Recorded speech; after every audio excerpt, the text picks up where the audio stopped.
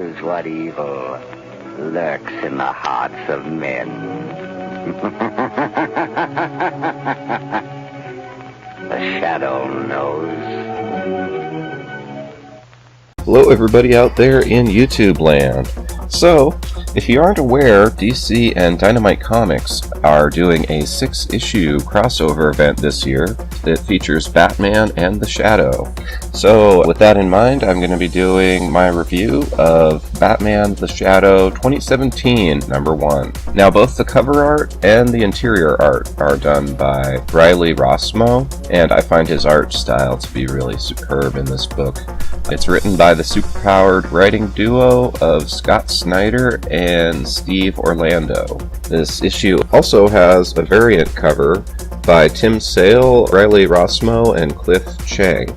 Now, I've been a longtime fan of The Shadow and Batman, and I've enjoyed Scott Snyder's writing on Batman, as well as his writing on Swamp Thing.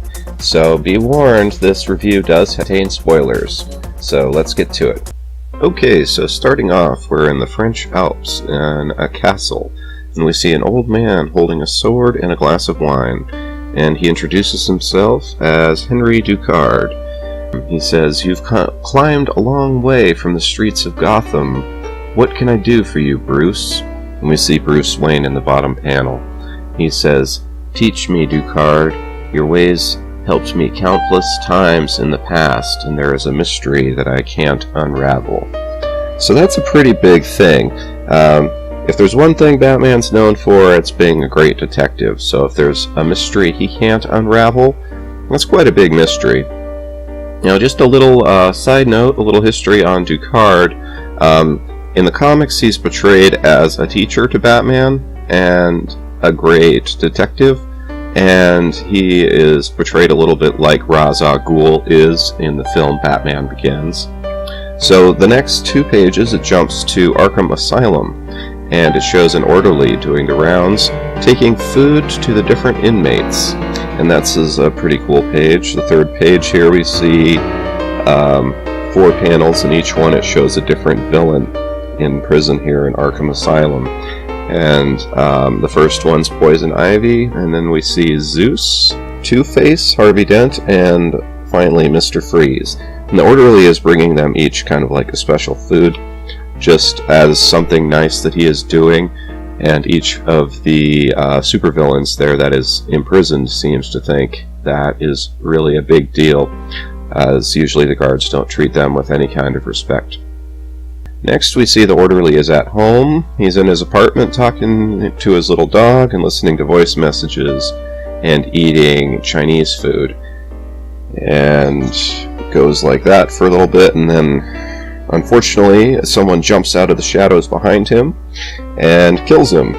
And you see he is dead on the floor. He dropped his Chinese food in a very dramatic fashion, and it spills everywhere.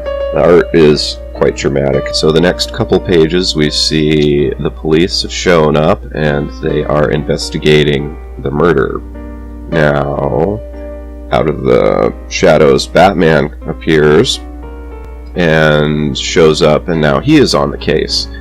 The police leave, and Batman starts doing scans looking for evidence on his own. And we have a pretty cool big picture of Batman here. I like how they brought back the yellow on his uniform in the Rebirth, and in these newer issues, he's got yellow around his bat on his chest once again, which may not be the most practical thing if he's hiding, in shadows and whatnot, but for, superheroes, it's comics, I think, finding that personally. My personal preference is that he have a little yellow on his uniform. It looks pretty cool. So Batman's scanning the scene, and he discovers that the man who's been murdered is named Lamont Cranston. And then suddenly he is under attack. Batman says, "I scanned this room myself. You shouldn't be here." Is the Shadow. He is attacking him from the window and throwing knives at him. And it has this really great fight scene that takes a couple of pages, and Batman kicks the Shadow out of the window, and they are both outside now fighting, and they're kind of having a back and forth. There's some pretty great dialogue there. And then we have this great splash page. It takes up this entire page. The page before, Batman asked him a question. Let's see, he says, he says, there's no way you could know that. And the Shadow says, the Shadow knows, in his trademark way. So it's really great splash page there. It's really dynamic, and I like the look of it. You'll have to see it in person to really get the full grasp of it, but I think it's pretty great. So moving on, Batman. Oh, and then at the end of the splash page there, the Shadow disappears. So Batman's left standing there saying, "Where did he go?" And he says, "Whoever you are, I hope you're listening. Bats live in the shadows." So then Batman's like, "To the Batcave." Come on, Robin. To the Batcave. We haven't one moment to lose. So we see he's there at the Batcave, and he's doing all kinds of investigations. And the thought bubble he's speaking says, "Case file, recording 1994." Which is kind of an interesting side note, because that's when the Shadow movie came out, the Alec Baldwin one. So anyways, Batman's doing his investigation, and he looks up Lamont Cranston, the man who was killed, and goes through the footage. There's no footage on him on the surveillance cameras, none of the modern things, and then he finally finds an old microfilm from old newspapers, and it turns out Lamont Cranston is also the name of the Shadow. He discovers that, so he's like, that's impossible. He was thought to have died in 1963, so he discovers all that, and goes out to start talking to associates of Lamont Cranston, who, those of them that are still alive who would have known him in the 30s through the 60s. So he goes and he talks to a few people that you'll probably know if you are a fan of the Shadow. He talks to Mr. Vincent, Clyde Burke, Miss Chernovitz, and finally Miss Lane. Not Lois Lane, another person named Miss Lane. So this lady, Miss Lane, tells him Lamont used to keep a room in Old Gotham. So that's where Batman goes to, and he's in disguise and has a fake mustache and stuff on. So we see him in the elevator there, and the elevator guy, asks him what he's doing. He knows all the tenants and doesn't recognize the guy here. Batman says his name's Malone. So the elevator operator attacks him because he just finds out what room he's going to, because he had been placed there by the Shadow to stop anyone who was trying to go to the Shadow's room. So he pulls a knife, and he gets headbutted and punched by Batman. Batman proceeds and goes to the room.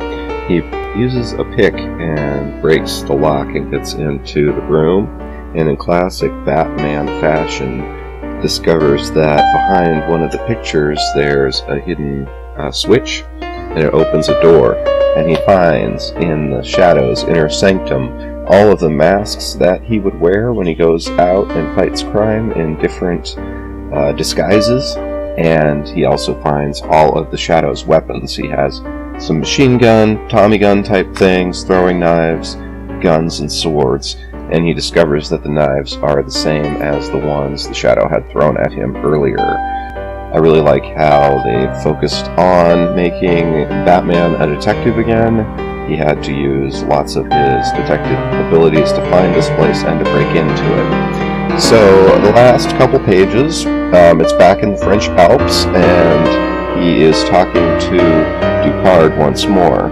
and we find out from the dialogue that Batman now knows that the Shadow was a student of Ducard, and that they both have the same name, Lamont Cranston, because the victim was a descendant of the Shadow. So he says, "Henry, help me find him. I know you trained him." Ducard says, "Bruce, you think Cranston was my student? You seek the Shadow?" And then at the bottom of the page it says, "Don't worry, he's closer than you think." And we get this great splash page of the Shadow. He takes up the whole page. And I watch a lot of comic book reviews online, and I can't afford to read every comic there is, but I've noticed a lot of the ones they review, the splash pages aren't as dynamic as this one.